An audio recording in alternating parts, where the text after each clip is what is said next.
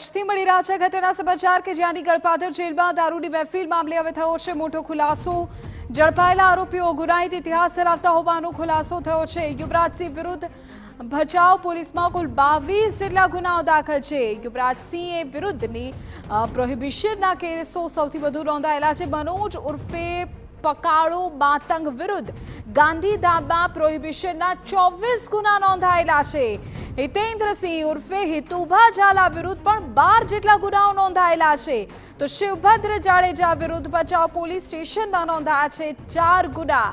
આપણે કહી દઈએ કે જામનગરના વકીલની હત્યા કરનાર રજાક સુપારીની વિરુદ્ધ પણ કુલ 8 ગુના નોંધાયેલા છે। શાર્પશૂટર સુરજીત વિરુદ્ધ 1 ગુનો નોંધાયેલો છે। ગોવિંદવાડા અને રોહિતવાડા વિરુદ્ધ ગાંધીધામમાં 1 કેસ દાખલ થયા છે।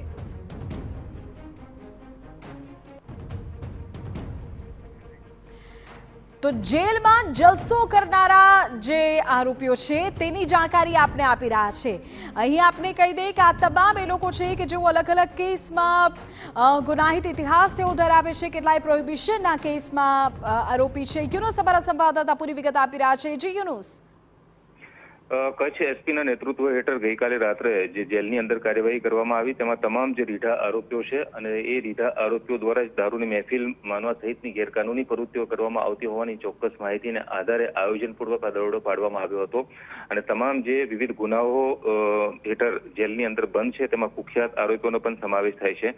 તેમાં યુવરાજસિંહ જાડેજા અને એ ઉપરાંત રજાક સુપારી કે જેને જામનગરમાં વકીલની હત્યા કરી હતી, એ ઉપરાંત મોરબીના હિતેન્દ્રસિંહ ઉર્ફે હિતુભા ઝાલા કે જે પણ મર્ડર કેસની અંદર જેલની અંદર બંધ છે, તે ઉપરાંત સુરજીતસિંહ પરદેશી જેને પણ જે શાર્પશૂટર હતો અને હત્યા કેસની અંદર તે પણ બંધ છે।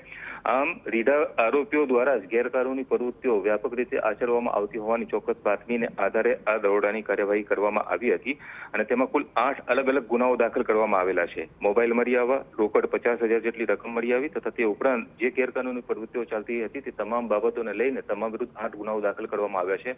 આ ઉપરાંત મહત્વની બાબત એ છે કે જેલની અંદર આ કેદીઓને જેલના કયા કર્મચારીઓ કે જેલર દ્વારા આ પ્રકારની સુવિધાઓ આપવામાં આવતી હતી અને આ સુવિધાઓ ઉપર કયા પ્રકારની નાણાકીય લેવડ દેવડ અથવા તો ભ્રષ્ટાચાર આચરવામાં આવ્યો હતો તે અંગેની ગુપ્ત તપાસ શરૂ કરવામાં આવેલી છે।